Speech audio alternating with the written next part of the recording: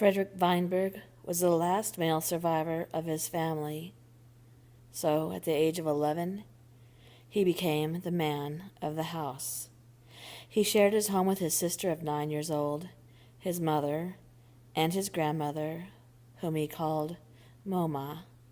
His mother had borne 3 children, 2 boys and a girl. Only 2 had survived. One was said to have been cursed by the witches, a thing that could not even be looked upon. Its arms and legs twisted, its spine bent. His face was covered in the hair of a wolfen animal, its eyes yellow as the flames of a fire could be. Frederick's father had said that when his mother was at market, a witch had followed her to the man who sold his bread, and that witch had placed her hand on his mother's stomach and pronounced the child to be hers, and mumbled some words that no one could understand before the shopkeepers pushed her away with their brooms. She then returned to her home in the dark woods. When the infant had been born, Frederick's father told him that the thing had died within minutes, that he had taken the abomination outside of the cabin, away from the sight of his mother, who was crying out in agony over the thing she had borne. Frederick's father told him that he had buried the thing in the forest, where he could never be seen again, where he could go back to the hell whence he had come. Frederick never asked questions about it.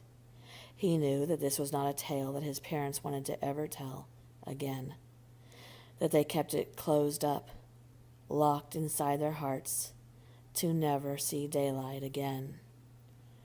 Frederick's father had passed away from consumption, and his dying words to Frederick were to take care of his ma and his moma. Frederick did the best that he could. He cut the firewood to keep the tiny cabin warm, with the stove always hot. He ran errands into the town. He shot the squirrels and the raccoons for eating, and dug the wild root vegetables for dinners. His mama would gather the eggs and take care of the goat and cow, and together they looked after his moma, who was getting older as the days went by, it seemed to Frederick. She seemed more pale and weak, and it was getting to be fall. So he made sure that they had extra wood ready, and his mother had canned the extra meats and vegetables. They'd most likely be snowed in for winter, so they had to prepare. There were apples that grew in the witch's forest, and even though it frightened him to go into the woods, he would take a potato sack and gather the apples for his mother to can for pies and applesauce. One day in October, the coldest day of the year so far, Moma became ill with a high fever. Frederick's mother's face bared the wrinkles of concern on her forehead. She sat by Mama with a cold cloth on her head as Mama tossed and turned and coughed the wet-sounding, mucus-filled cough. Finally, Ma came to Frederick and told him that he must run to town. He must go to the midwife and get the medicine for Mama's chest.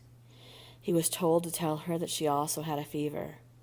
So when Frederick went out, he left with a knapsack to fill at the midwife's cabin, and 1 gold coin and a loaf of bread to pay her with. It was daylight out, but Frederick knew to go as quickly as possible so that he did not have to return after the sun had set in the witch's forest. Frederick ran the entire way there, but when he arrived, there were many people in line waiting to see the old woman, so Frederick waited and waited and waited. Finally, he walked into her cabin. It smelled of herbs and spices. Long stems of eucalyptus and lemongrass hung from the ceiling. As the midwife went around to her cabinets and drawers, she was whispering to herself. Frederick couldn't quite understand if she was praying or chanting, and as he strained to hear her better, she quickly turned around and handed him his knapsack. "Here, child. This is to brew into a tea for your grandmother. Get it to her as quickly as you can." And then she reached for a jar that had brown-colored substance inside of it. The midwife took off the lid, and suddenly an intense, musky, wretched smell came forth, and she shook her head. "Yes, this too, child. Rub this on the old woman's chest. It smells wicked, but it will be vital to her recovery. "Do you understand, son?" she asked, and Frederick nodded his head. "Do not drop this, boy. Hold it close to your chest, and run along now. The sun is setting. The forest is no place for a child to be under the moonlight." Frederick paid the woman and began running down the dirt road, out of the town center, and onto the path of the forest. Soon, Frederick's legs began to become so tired, his every muscle burning, his arm cramping from holding the jar so tightly. The moon was full and bright, and he saw a fallen tree up ahead and decided to take a quick rest. Just for a bit, he thought. He came to the log, and he placed the jar and the knapsack gently on the ground. He had about half the way left, he figured. His breath was heavy, and when he exhaled, he could see the puffs of air come from his mouth and slowly disappear into the night. He looked around and suddenly felt the chill of the air. He hadn't felt it when he was running, but now it was settling into his bones. So cold, the wind blowing in his ears, and the bare trees casting their shadows. The shadows making the ground look like Frederick was surrounded by long, thin creatures with reaching fingers and sharp teeth. Frederick shook his head, knowing that he was letting the dark get to him. The tales of these woods being the home to the witches that would snatch a child if you dare take your eye off of him. The witches that would cast a spell on his own brother, turning him into half-infant, half-wolf being, abomination from hell. Suddenly Frederick found himself terrified to be there, the shadows of the trees stretching out as if to grab him with those hands, the witches' hands, long and bent, reaching out ever so slowly to snatch him up, to cook him over a fire, to cackle and dance in the full moon's light. Frederick was getting himself so worked up that when he heard the wolf howl, he jumped. He grabbed the knapsack and he began to run as fast as he could, hearing the broken branches snapping under his feet. And were those snapping noises coming from behind him as well? The wind worked itself up into a tizzy, and Frederick could have sworn that he heard a witch's cackle so close, so close. He could hear her. Was she calling his name? He turned right. Not far from now, he was thinking, his breath coming quickly. He was almost going to faint if he didn't stop himself from breathing so hard, he thought. And just then, he saw it. A wolf watching him, standing on his back legs, almost human-like. Shining yellow eyes peering at him, and beside the wolf creature, the abomination, stood an old witch, with one arm outstretched towards Frederick and the other around the creature, and it began to howl and scream. Was it screaming? The cackling was so loud in Frederick's ears now, as he ran faster than he'd ever run before, the howling and screaming just on his heels. As he came to the door of the cabin, and when his mother opened the door, she looked at him in shock. "Frederick, what was that noise?" she asked, pulling her shawl in close to look behind him in the woods.